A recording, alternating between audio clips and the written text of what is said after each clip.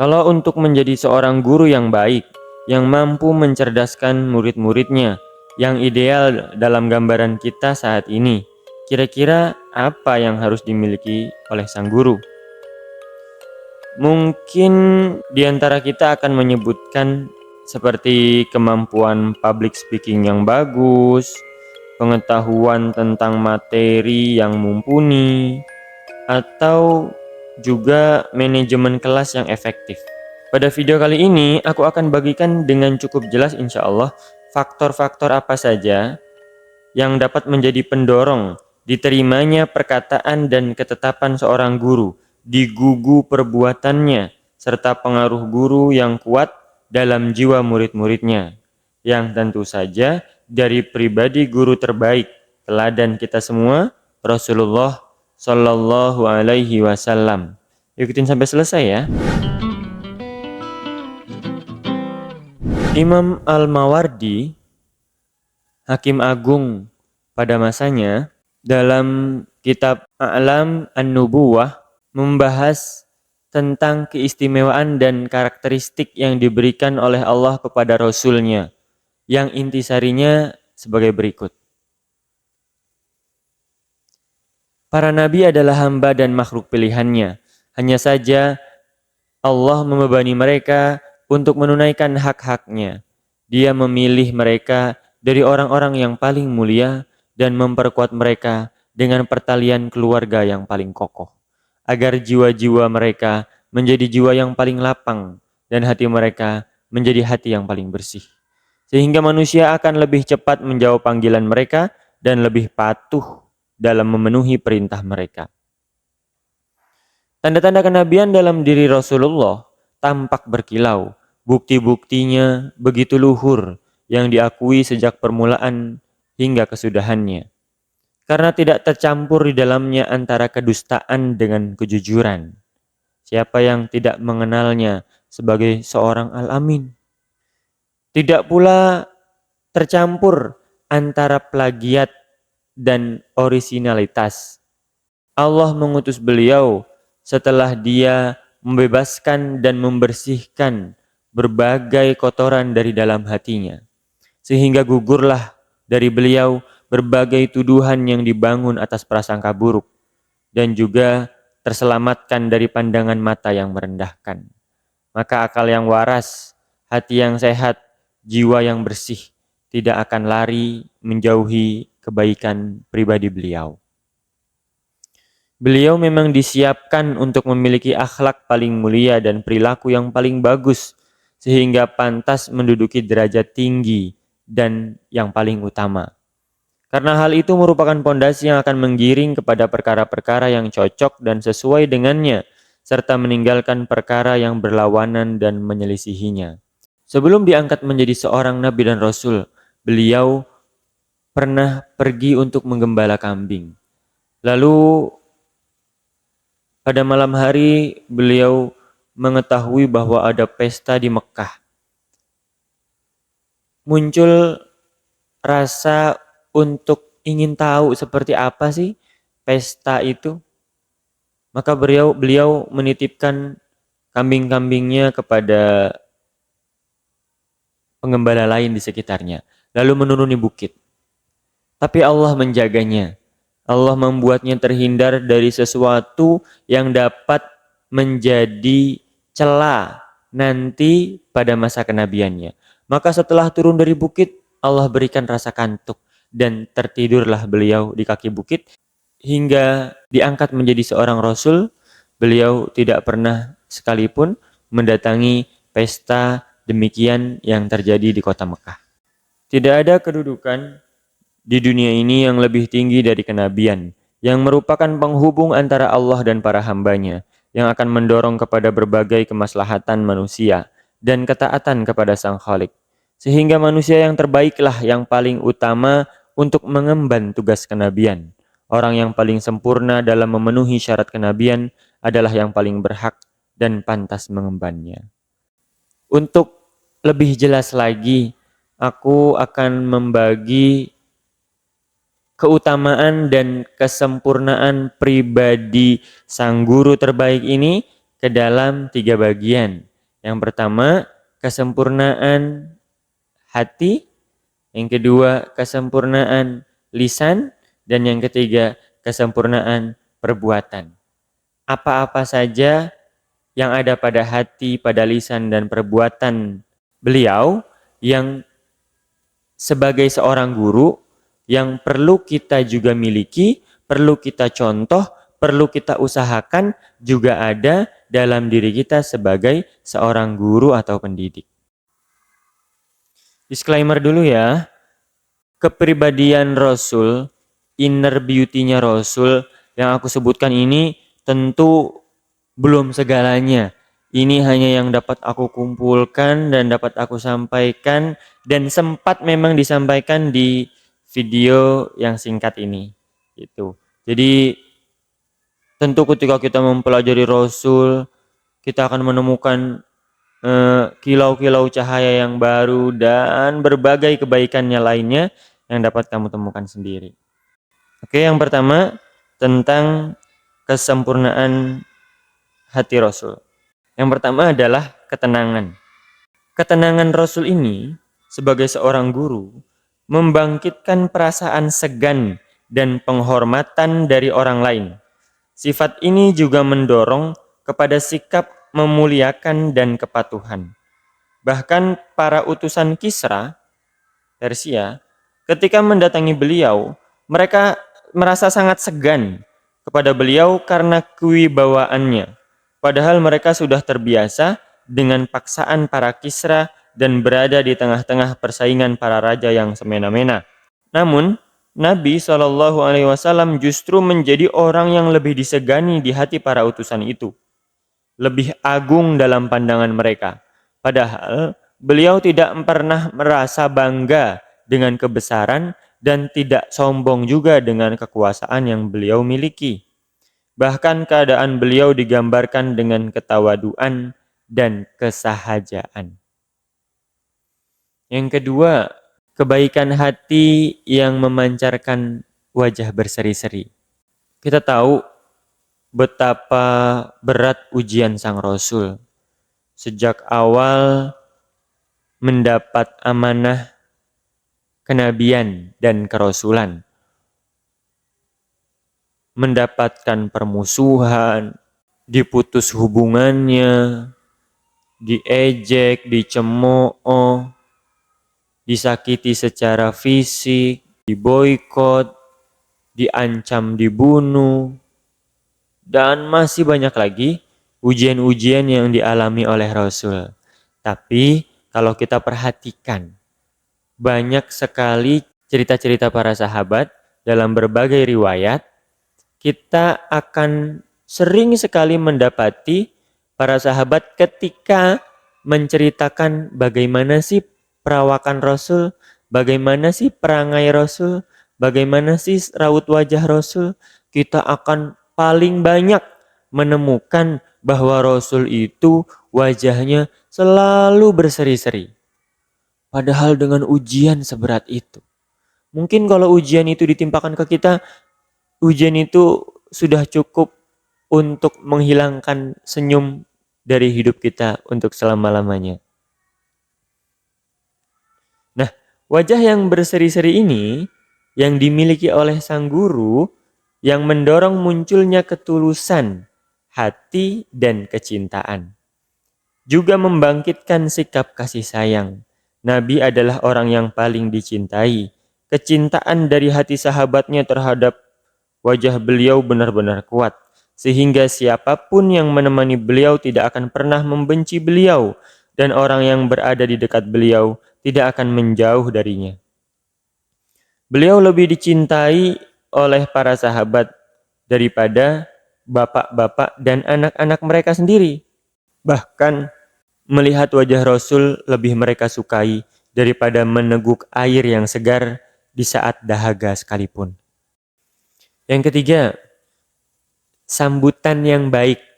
Yang mana sambutan beliau yang sangat baik itu mampu menarik kecenderungan hati untuk segera menaati dan tunduk pada beliau.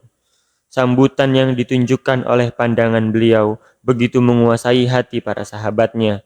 Sehingga persahabatan dengan beliau semakin kokoh di hati mereka. Bahkan orang yang durhaka pun tidak berpaling dari beliau, dan orang yang membenci tidak menjauhi beliau, kecuali memang orang tersebut hatinya telah disifati hasad dan antipati, bahkan ingin sekali mencelakakan atau menyelisihi Rasulullah. Yang keempat, memiliki kecerdasan akal, kejernihan pikiran, dan ketepatan firasat. Semua ini dibuktikan dengan pendapat yang lurus, perencanaan yang tepat, dan penataan yang baik. Di samping itu, beliau tidak bisa dilengahkan dalam tipu daya dan tidak lemah ketika menghadapi kesulitan. Bahkan beliau selalu memperhatikan hasil-hasil yang didapatkan berdasarkan prinsip-prinsipnya, sehingga bisa menyingkap kekurangan-kekurangannya dan memecahkan persoalan-persoalan yang terjadi. Semua ini tidak akan tersusun dengan elok kecuali dengan kecerdasan akal, kejernihan pikiran, dan ketepatan firasat yang dimiliki oleh sang guru. Yang kelima, bersikap teguh ketika menghadapi kesulitan. Berapa momen kesulitan yang level kesulitannya mungkin di atas level kesulitan manusia rata-rata saat ini. Di mana kesulitan yang mungkin kalau kita orang biasa tidak mampu melihat jalan keluarnya. Namun beliau mampu bersabar atas bencana dan kesengsaraan saat menderita dan diperangi. Dalam berbagai keadaan yang tidak stabil sekalipun, hati beliau tetap tenang, tidak mengeluh, tidak tunduk, dan pantang merasa hina karena bencana besar yang menimpanya. Sejak dari Mekah hingga hijrah ke Madinah, dengan daya tahan mental yang melekat padanya, beliau tetap menguatkan kesabaran sepenuhnya dan tetap teguh dengan keteguhan yang sepenuhnya. Yang keenam, beliau bersikap zuhud terhadap dunia. Tahu ya makna zuhud ya? Jadi zuhud itu ketika seorang manusia mampu memiliki harta atau mungkin telah memiliki harta tapi memilih untuk meninggalkannya karena khawatir dengan terlalu repot dalam perkara-perkara dunia itu hingga melalaikannya dari urusan-urusan akhirat. Seperti itu. Tapi bukan berarti Rasul tidak menggunakan harta. Rasul menggunakan harta, tapi harta itu senantiasa direspon oleh Rasul dengan dipergunakan dalam kebaikan dan dakwah. Beliau tidak meninggalkan harta benda maupun piutang, tidak membangun istana, tidak mewariskan perabot maupun harta benda berharga yang banyak kepada anak dan istrinya. Beliau juga menjauhkan keluarganya dari dunia. Sebagaimana beliau juga berlaku zuhud terhadap dunia. Sikap zuhud ini menarik para sahabatnya pada sikap serupa. Pantas untuk tidak dituduh sebagai pemburu dunia, berdusta atas Allah karena mengklaim mencari akhirat dengannya, merasa puas dengan kehidupan sekarang padahal kehidupan akhiratnya dirampas, diganti dengan kekayaan yang tidak berarti. Yang ketujuh, beliau selalu bersikap tawadu. Beliau merendahkan posisinya kepada mereka, padahal beliau adalah orang yang ditaati. Beliau berjalan di pasar-pasar, duduk di atas tanah, serta bergaul dengan para sahabatnya biasa saja. Hadir di rumah-rumah mereka, dan tidak ada sesuatu yang beliau tampakkan untuk mencolok dan berbeda antara diri beliau dengan para sahabatnya, para murid-muridnya. Seorang penduduk Baduy pernah masuk menemui beliau, maka orang itu merasa cemas dan segan dengan kewibawaan beliau. Beliau bersabda kepadanya, "Tenangkan dirimu, aku ini tiada lain hanyalah putra dari seorang wanita yang memakan daging dendeng di Mekah." Ini adalah sebagian kemuliaan akhlak dan keluhuran. Yang kedelapan, bersikap santun dan tenang ketika menghadapi sesuatu yang menjengkelkan atau provokasi. Beliau adalah orang yang paling santun dari setiap orang yang santun saat dalam kekhawatiran dan kecemasan. Beliau orang yang paling baik itikadnya dari semua orang yang baik. Belum pernah menerima perlakuan kasar orang-orang Baduy. Tetapi tidak terlontar dari beliau perkataan ganjil yang tidak biasa. Juga tidak terbesit dalam hati beliau untuk marah. Orang santun selain beliau pasti memiliki kesalahan dan orang berwibawa selain beliau sudah tentu memiliki kekeliruan. Kaum Quraisy telah lama menimpakan kepada beliau berbagai gangguan yang keterlaluan. Mereka juga memperlakukan beliau dengan bermacam kejahatan. Namun beliau amat bersabar menghadapi mereka dan berpaling dari mereka. Padahal perlakuan mereka itu tidak hanya dilakukan oleh orang-orang bodoh tanpa melibatkan orang-orang cerdas di antara mereka. Tidak pula hanya dilakukan orang-orang rendahan tanpa melibatkan orang-orang terkemuka mereka. Akan tetapi mereka semua berkomplot mencelakakan beliau. Hingga peristiwa Fatu Mekah yang kita tahu, kaum muslimin kembali lagi ke Mekah, membuka kota Mekah dari kegelapan. Lalu mereka khawatir. Lalu sang Rasul bersabda, menurut kalian kira-kira apa yang akan aku perbuat terhadap kalian? Ternyata sang Rasul, sang guru terbaik memaafkan mereka semua yang telah berbuat jahat, yang telah berbuat kecerobohan, yang telah selama ini memprovokasi beliau. Yang kesembilan, beliau senantiasa menjaga janji dan menepatinya. Beliau menganggap pengkhianatan terhadap perjanjian termasuk dosa besar dan penyelisihan terhadap janji termasuk cacat dalam perangai. Oleh karenanya beliau akan menetapi yang paling keras dari keduanya dan rela menempuh yang paling sulit demi memelihara perjanjian yang beliau sepakati dan menepati janji. Sampai pihak lain yang mengadakan perjanjian dengan beliau yang lebih dulu melanggarnya. Terjadi kan ketika Rasul membuat perjanjian dengan suku-suku Yahudi di Madinah, lalu mereka duluan yang melanggarnya. Lalu Rasul membuat perjanjian dengan kafir Quraisy di Mekah dalam perjanjian Hudaybiyah, tapi mereka duluan yang melanggarnya. Sang Rasul tidak pernah melanggar janji beliau. Itu 9 keutamaan dan kesempurnaan hati beliau. Selanjutnya keutamaan perkataan beliau. Yang pertama, beliau dikaruniai hikmah dan ilmu dalam setiap perkataannya. Padahal beliau orang yang buta huruf, dari kalangan umat yang mayoritasnya juga buta huruf. Beliau tidak bisa membaca dan menulis, tidak pernah mempelajari ilmu tertentu, tidak pernah pula berteman dengan orang alim maupun guru. Allah memberikan kepada beliau sesuatu yang menyilaukan dan mencengangkan. Nah, dalam hal ini kita memang tidak bisa mencontoh beliau, karena ini semua anugerah dari Allah khusus kepada para nabi dan rasul. Namun, kita bisa mencontoh bahwa untuk dapat menjadi guru yang baik, kita harus memiliki kekayaan dan keberlimpahan ilmu untuk dapat memberikan yang terbaik dalam perangai kita. Aku sendiri meyakini bahwa luasnya pemahaman dan pengetahuan kita terhadap sesuatu akan menentukan kebijaksanaan yang tampak dari diri kita. Yang kedua, beliau selalu menetapkan syariat dengan dalil yang nyata. Penjelasan beliau adalah penjelasan yang gamblang, sehingga tidak bertentangan dengan logika dan tidak pula tersusupi oleh sesuatu yang ditolak oleh akal.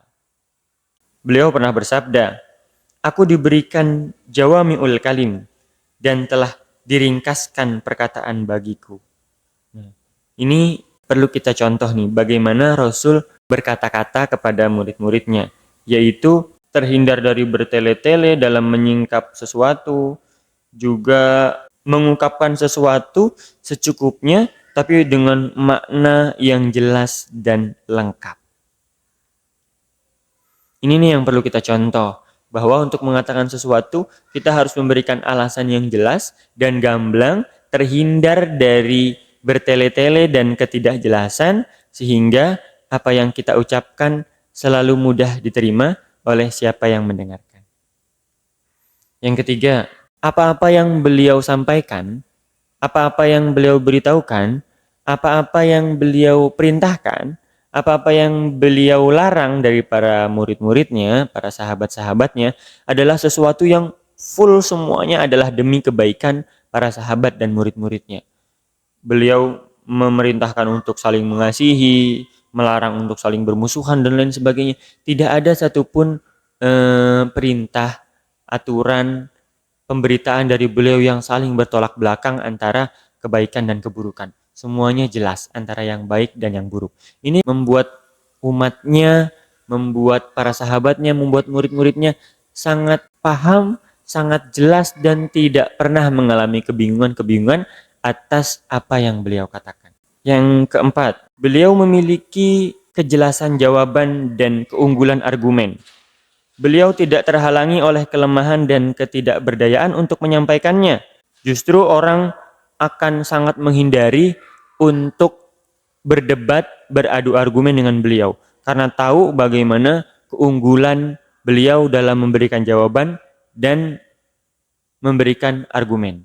Kita bisa lihat dalam sejarah-sejarah Rasul bagaimana tokoh-tokoh kafir Quraisy datang satu demi satu menemui Rasul untuk melakukan negosiasi agar beliau berhenti dari dakwah, tapi tidak ada satupun yang mampu mengalahkan argumentasi beliau. Bahkan banyak di antara mereka yang masuk Islam atau minimal menyerah untuk bernegosiasi lagi dengan beliau.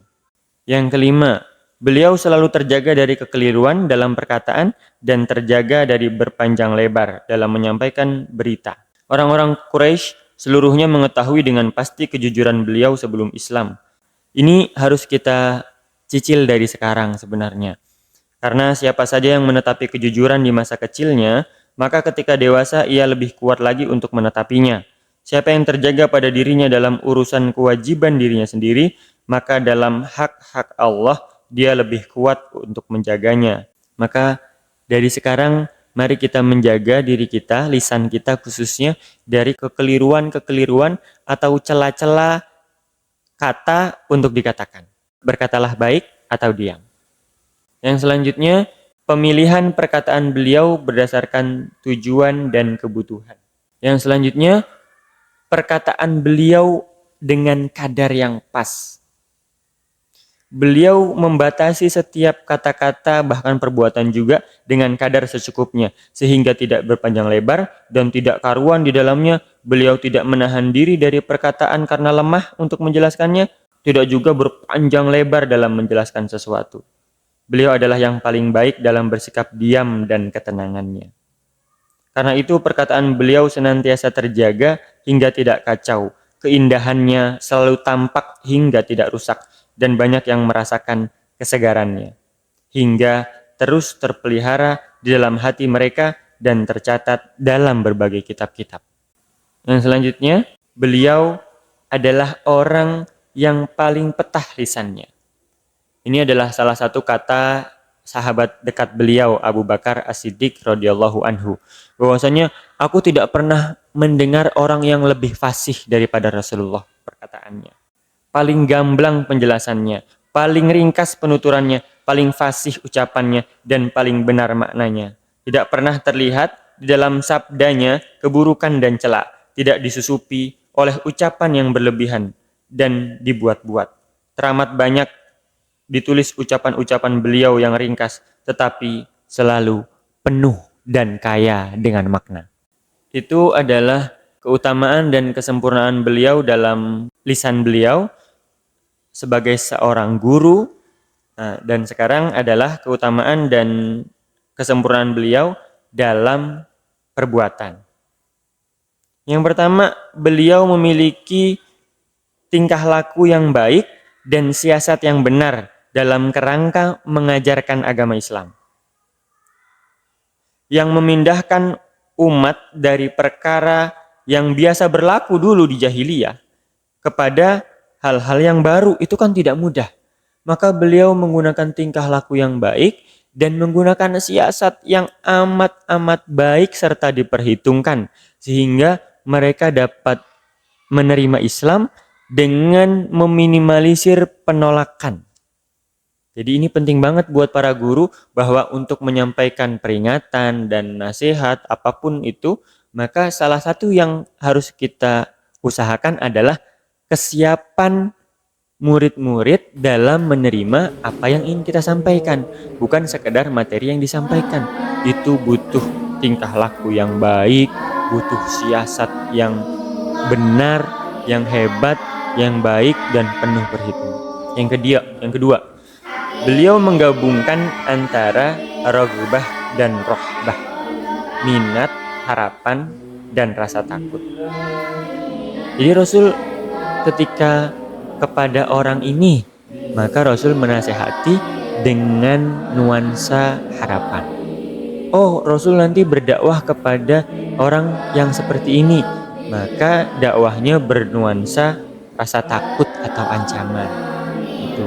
Misalnya kepada murid beliau yang telah masuk Islam, maka Rasul ingin beliau berhati-hati, maka Rasul memberikan ancaman terhadap perbuatan-perbuatan yang beresiko mendapatkan dosa. Tapi kepada orang-orang lain dengan urusan yang sama, dengan masalah yang sama, Rasul tidak memberikan ancaman, justru memberikan harapan. Kalau kamu berhasil terhindar dari ini, Allah akan memberikan ini, seperti itu. Itu butuh kecerdasan yang luar biasa, dan itu telah dicontohkan oleh Rasul. Bagaimana menggunakan, mungkin kalau kita sekarang apresiasi dan sanksi, menentukan kapan harus apresiasi dan kapan harus menerapkan sanksi. Dan yang ketiga, beliau juga meninggalkan sikap berlebih-lebihan dan meremehkan terhadap segala sesuatu. Jadi beliau itu sangat pertengahan orangnya, adil dalam menyikapi setiap perkara agama dan juga setiap perkara atau masalah-masalah para sahabatnya, murid-muridnya di tengah masyarakat yang ada. Yang keempat, beliau juga tidak mendorong para sahabatnya untuk memburu dunia. Kerja sana, cari uang yang banyak. Tidak. Rasul juga tidak menyuruh mereka untuk menolak dunia. Udah nggak usah pikirin dunia. Tidak juga. Jadi Rasul juga sama seperti poin yang ketiga tadi, yaitu bersikap pertengahan terhadap urusan dunia dan tidak hanya pada dirinya, juga dalam menyeru kepada murid-muridnya. Yang kelima, beliau senantiasa bersedia untuk memberikan arahan kepada murid-muridnya, para sahabatnya, dalam menapaki jalan kehidupan di bawah aturan Islam. Beliau senantiasa memberikan waktunya untuk memberikan pengajaran kepada para sahabat. Bahkan beliau ada di tengah-tengah mereka dalam problematika kehidupan mereka sehari-hari. Dalam urusan ekonomi, dalam urusan rumah tangga, dalam urusan pendidikan anak, dan lain sebagainya. Beliau turun tangan, selalu tersedia membantu murid-muridnya dan para sahabatnya. Dan yang terakhir, beliau selalu murah hati dan dermawan. Sepertinya aspek ini tidak perlu aku banyak jelaskan ya, karena telah jelas banyak sekali riwayat-riwayat yang menjelaskan betapa dermawannya Rasul. Apalagi bulan Ramadan nih, beliau itu dijelaskan oleh Ibnu Abbas sangat dermawan, tapi akan sangat dermawan ketika bulan Ramadan datang. Nah, aku punya guru pengalaman dulu ketika di pesantren. Ada seorang guru, setiap masuk kelas dia pasti selalu membawa sesuatu.